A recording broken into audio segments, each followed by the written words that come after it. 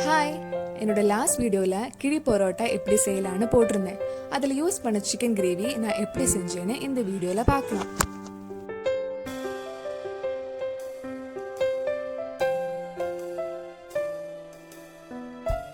நான் 1 kilo chicken எடுத்திருந்தேன்.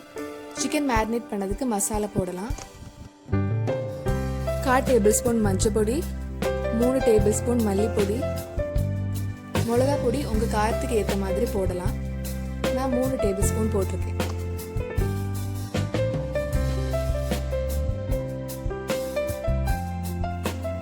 ஒரு tablespoon pepper, 1/4 tablespoon garam masala, 1.5 tablespoon chicken masala add பண்ணியிருந்தேன்.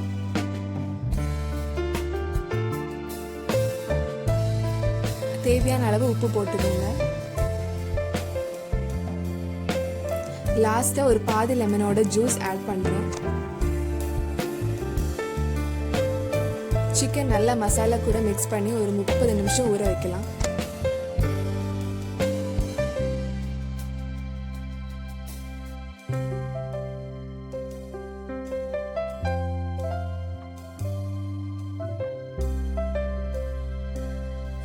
சிக்கன் நல்லா ஊறினதுக்கு அப்புறம் ஒரு கடாயில சிக்கன் ஃப்ரை பண்ணதுக்கு தேவையான எண்ணெய் ஊத்துறேன்.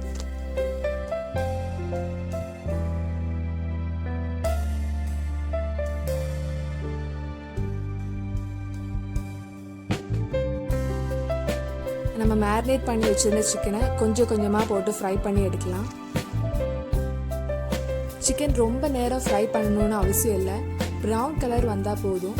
ரொம்ப நேரம் போட்டு ஃப்ரை பண்ணா சிக்கன் சாஃப்டா இருக்காது. சிக்கன்ல இருக்கிற மசாலா எல்லாம் ஆயில்ல மிக்ஸ் ஆனா பரவாயில்ல.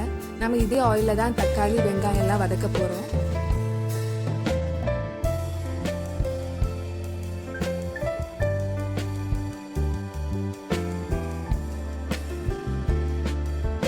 முதல்ல போட்ட சிக்கன் ஃப்ரை ஆனதுக்கு அப்புறம் மிச்சம் இருக்கிற சிக்கன்லாம் அதே மாதிரி ஃப்ரை பண்ணி எடுக்கலாம்.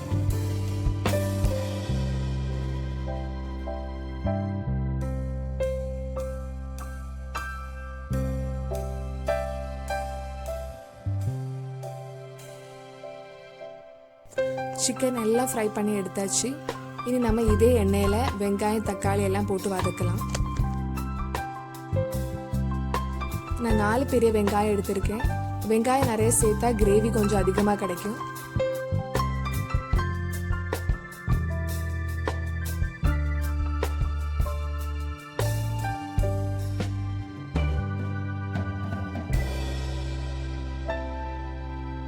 இதுல 1 டேபிள் ஸ்பூன் இஞ்சி பூண்டு பேஸ்ட் ஆட் பண்றேன்.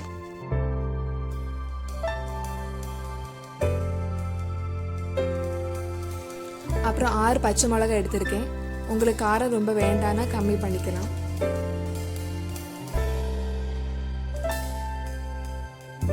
வெங்காயம் நல்லா வதங்கினதுக்கு அப்புறம் 2 தக்காளி போட்டுக்கோங்க.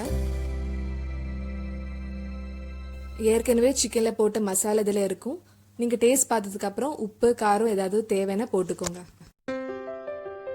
நம்ம முதல்ல சிக்கன்ல போட்ட எல்லா பொடியும் நான் மறுபடியும் 1/4 டேபிள் ஸ்பூன் வச்சு எல்லாம் இதுலயும் ஆட் பண்றேன்.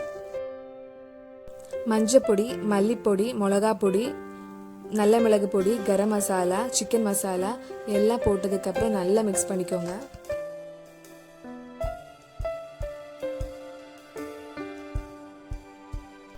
அந்த பச்சை வாசனை போனதுக்கு அப்புறம் நம்ம ஃப்ரை பண்ணி வச்சிருந்த சிக்கன் இதுல போடலாம்.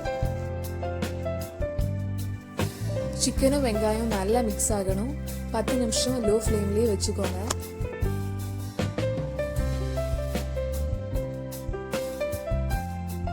நம்ம சிக்கன் கிரேவி ஆல்மோஸ்ட் ரெடி ஆயிடுச்சு. இந்த கிரேவி யூஸ் பண்ணி தான் நான் கிழி பரோட்டா செஞ்சேன். நீங்க இன்னும் என்னோட கிழி பரோட்டா வீடியோ பார்க்கலனா அதோட லிங்க் கீழே டிஸ்கிரிப்ஷன் பாக்ஸ்ல கொடுக்குறேன். பார்த்துட்டு எப்படி இருக்குன்னு கமெண்ட் பாக்ஸ்ல சொல்லுங்க.